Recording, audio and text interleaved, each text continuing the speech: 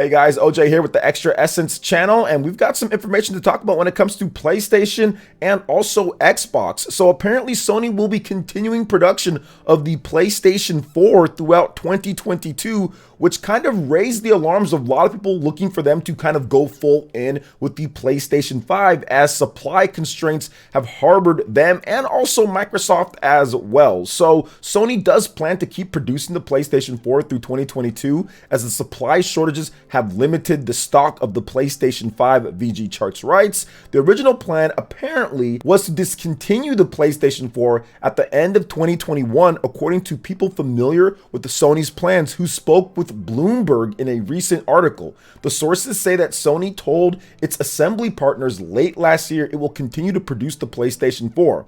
A Sony spokesperson has confirmed what the sources said, saying that there are no plans to stop producing the PlayStation 4. Quote, "It is one of the best-selling consoles ever, and there is always crossover between generations," said the spokesperson. The strategy for Sony is to produce around 1 million PS4 consoles this year to help offset the shortages that are hitting the PlayStation 5. The PlayStation 4 has sold through 116.80 million units worldwide as of December 25th, 2021. So it's interesting to see exactly how Sony is playing this, but they're absolutely right when it comes down to it. They're having problems with the semiconductor shortage, the chip shortage. It's an issue. So there are cross-generation games that are coming out in 2022. Horizon Forbidden West is on PlayStation 4 and PlayStation 5. The new God of War Ragnarok is on PlayStation 4, PlayStation 5. Gran Turismo is on PlayStation 4, PlayStation 5. Plus, people can still play stuff like Miles Morales on PlayStation 4, PlayStation 5. So it makes zero sense to not produce these PlayStation 4s when you're having a hard enough time keeping the stock of the PlayStation 5.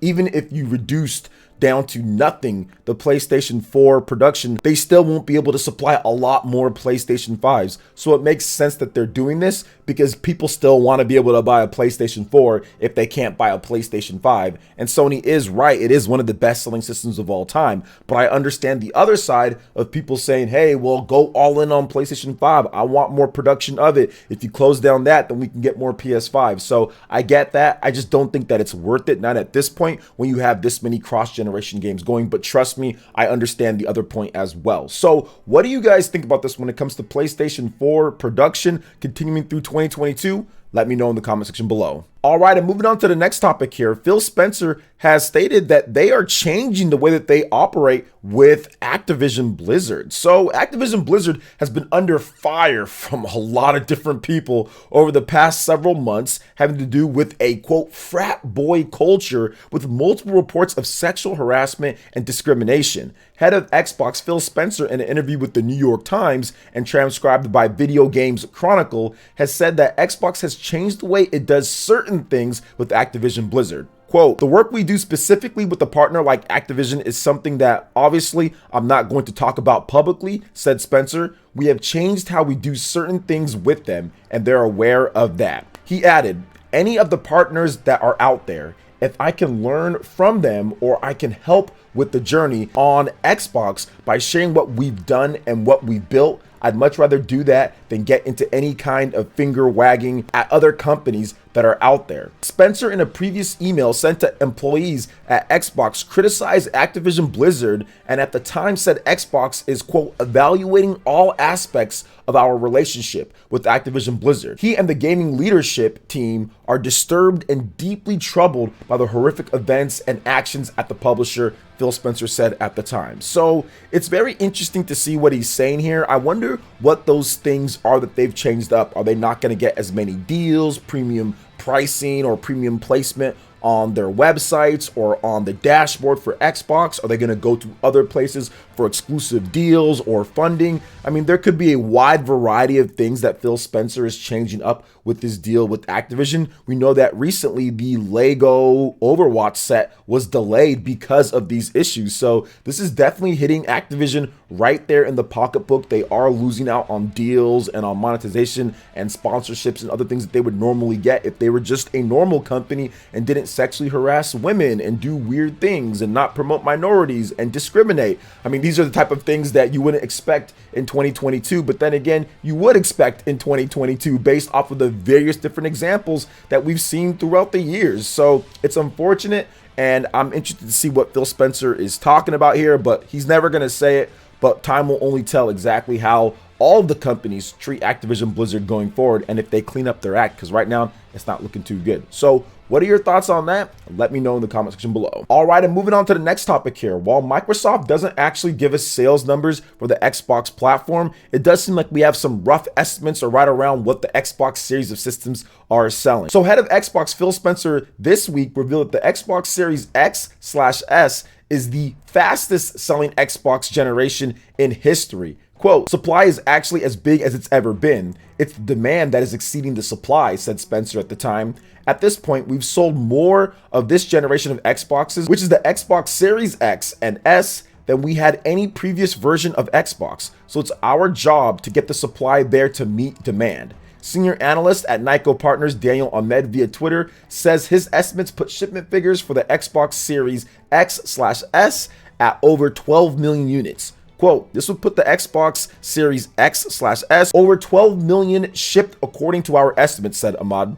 The dual SKU strategy has paid off for Microsoft amid the supply chain issues / semiconductor shortage. Increased production of the Xbox Series S allowed for more Xboxes on shelves than if they only had the Xbox Series X. So it's interesting just to see how that actually does play off. I thought that that might be a little bit of a problem if they can't just produce all one system. So it does seem having those different parts between these two systems have helped them out. But it's interesting to see here though, because if you compare it to the PlayStation 5, that's apparently sold more, and they have two SKUs, one of them with a disk drive, the other one without, and they've sold a lot more in the same exact time period. So regardless of what they've talked about in terms of the past and what they've done, it's still well below what Nintendo did when it comes to Nintendo Switch, and below what the PlayStation 5 is doing as well. So maybe it worked out for them, or maybe it didn't, because you would think if the demand is so much there, it would be at least on par with what the estimated sales of the PlayStation 5 at 17 million or so. So it's still significantly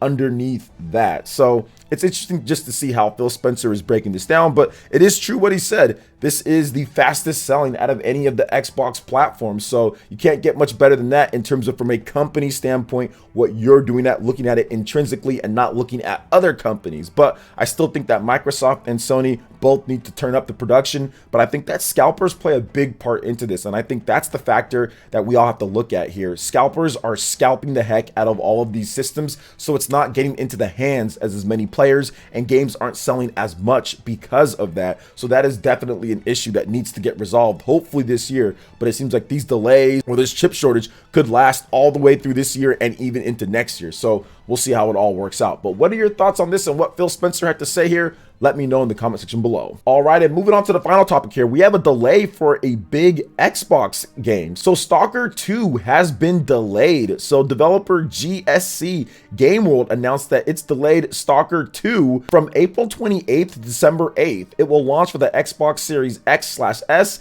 and PC via Steam, plus the Epic Game Store, and also on Xbox Game Pass. Quote, we have made the decision to postpone the release of Stalker 2 to December 8th, 2022, reads a tweet from the developer. Quote, these additional 7 months of development are needed to fulfill our vision and achieve the desired state of the game. Stalker 2 is the biggest project in the history of GSC and requires thorough testing and polishing. We are convinced that the development should take as long as necessary, especially in the case of such a project. This decision is not an easy one, but we are doing the best possible to deliver you a game that can live up to the expectations. With more information, updates, and showcases coming, we have an exciting and important year ahead. Thank you for your patience and understanding. So another big game being delayed. And guys, I think that this is not going to be something that's out of nowhere. There are going to be more delays, especially with the pandemic and stuff going on there. There are just going to be delays. You're going to have some games that are set for 2022 delayed to 2023. You're going to have some games